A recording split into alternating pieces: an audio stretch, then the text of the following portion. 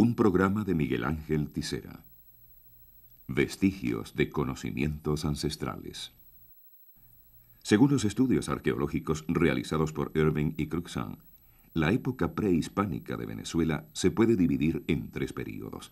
El Paleoindio, que comienza 15.000 años antes de Cristo, cuando una población nómada sobrevivía mediante la caza. El Mesoindio, período de drásticos cambios en las condiciones climáticas, durante la cual desaparecieron los grandes mamíferos. Y el Neoindio, 1000 años antes de Cristo, cuando los hombres de esta región empezaron a practicar la agricultura en poblados estables y con una organización social. Ciertamente, cada vez que se habla del periodo anterior al contacto con los europeos, sean estos corsarios, piratas o conquistadores, tiende a homogeneizarse las poblaciones indígenas que existían, al menos en América. Tiende a hablarse de los indígenas como que si fuesen una misma cosa, pero había una enorme diversidad, no solamente cultural, sino también en sus desarrollos, de forma tal de que cuando hablamos de que los europeos llegan a América y especialmente al Caribe Oriental y al noreste de Venezuela, lo que ellos encuentran es tan disímil como era disímil el resto de América, en lo que se refiere a la población indígena.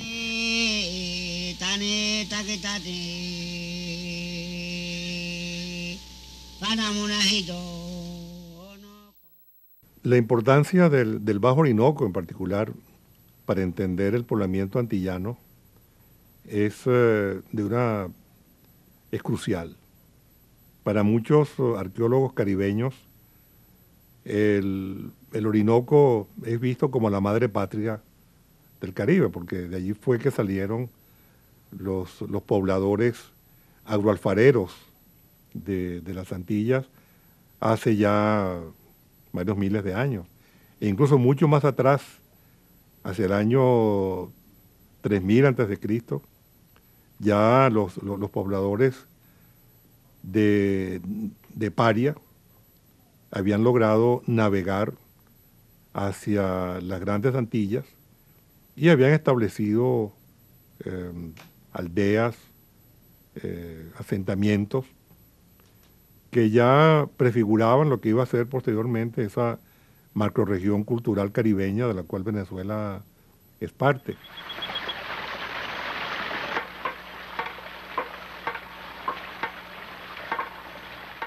Los indígenas del Orinoco, especialmente y fundamentalmente los grupos caribes, los grupos de la etnia caribe que habitaban en ese enorme espacio, con características, como he señalado en otras oportunidades, tan diferentes en lo que se refiere a su cultura, a su concepción del mundo, se enfrentan a la penetración europea, a la conquista europea, en condiciones diferentes a las que se dieron entre otros grupos étnicos que habitaban el resto del país.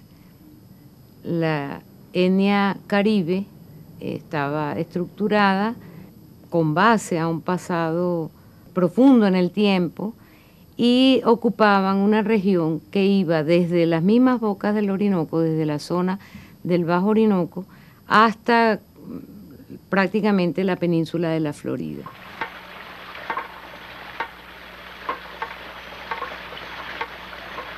Si bien la mayoría de las poblaciones con una estructura social estratificada, donde se reconocía la existencia de determinados rangos, se concentraban en las zonas costeras, especialmente las de los estados actuales de Falcón, parte de Yaracuy, Carabobo, Aragua, y de alguna manera del oriente de Venezuela, la mayoría de las poblaciones indígenas venezolanas pre-contacto tenían una organización social y unas relaciones sociales de carácter igualitario. Sus sistemas de producción, la manera de relacionarse los individuos, funcionaban en lo que llamamos las relaciones interpersonales cara a cara, donde todos los individuos mantenían una cierta igualitariedad. en acceso a recursos, en toma de decisiones, eran sociedades de carácter comunitario.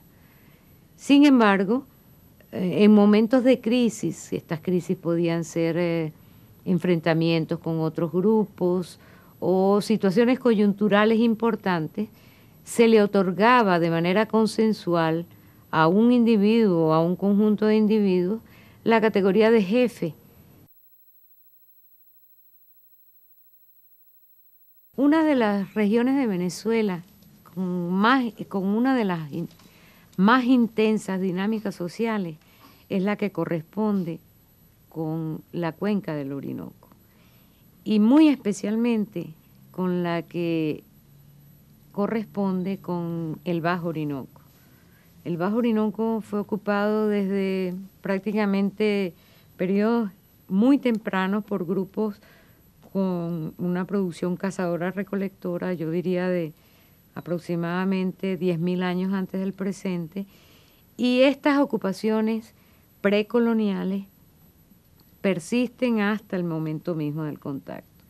Y es esa intensa dinámica la que explica que para el momento que llegan los europeos al Orinoco exista una enorme diversidad de grupos étnicos habitando la región. Pero habitaban la región, coexistían pacíficamente, de manera de que eran ocupaciones de carácter consensual, en el sentido de que si bien habían territorios restringidos para cada etnia, estos habían también espacios que eran explotados en simultaneidad por distintos grupos étnicos. Sin querer presentar la existencia de un paraíso edénico en el Orinoco, se podría decir que gran parte de su historia precolonial demuestra la coexistencia de grupos indígenas en la zona.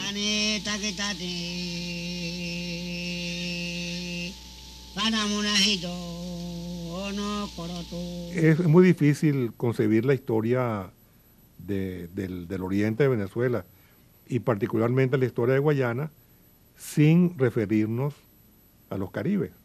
Los caribes fueron vitales en lo que podemos llamar la formación histórica de la moderna población guayanesa.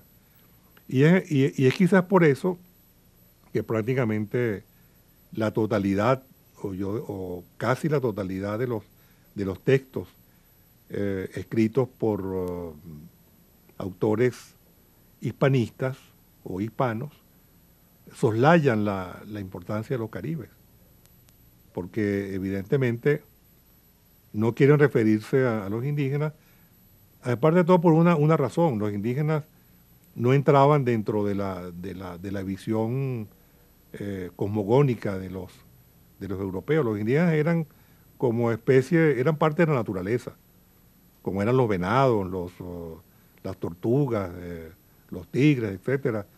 Ellos eran parte de ese mundo natural, pero no eran humanos. Por eso la historia de Guayana, la historia del Orinoco, se refiere a los indígenas como parte de ese ambiente natural. Pero cuando hacemos la historia crítica, la historia social de Guayana, vemos que los caribes son la sal y la sangre del poblamiento guayanés. Sin ellos hubiera sido imposible que hubiese existido la Guayana tal como la conocemos hoy día. Vestigios de conocimientos ancestrales.